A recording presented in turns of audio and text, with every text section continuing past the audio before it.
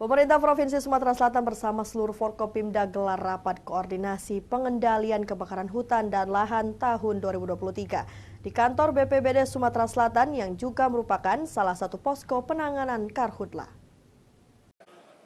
Kemarau ekstrim yang terjadi saat ini berimbas maraknya kebakaran hutan dan lahan, apalagi mengingat Provinsi Sumatera Selatan merupakan kawasan yang didominasi oleh lahan gambut.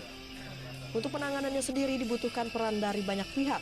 Pemprov Sumatera Selatan bersama seluruh Forkopimda rapatkan barisan dengan menggelar rapat koordinasi penanganan karhutla tahun 2023. Gubernur Sumatera Selatan Herbert Deru menyatakan untuk di Sumatera Selatan, Kabupaten Ogan Komering Ilir merupakan kawasan yang menjadi langganan terjadinya karhutla. Bahkan saat ini kabupaten tersebut menduduki peringkat teratas sebagai kabupaten yang rawan akan karhutla. Mengingat kabupaten tersebut memiliki bentang wilayah yang sangat luas dan dikelilingi oleh lahan gambut seluas 638.379 hektar. Terkoordinir dengan baik ya. TNI semua matra, Polri, BPBD, hotspot kita hari ini 26, ISPU kita 100. Artinya masih dalam suasana yang sangat terkendali.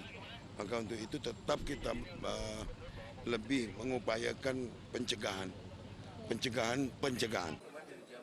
Menghimbau kepada seluruh banyak pihak untuk menghentikan seluruh aktivitas yang menyulut kobaran api yang nantinya memicu kebakaran lahan yang tak terkendali.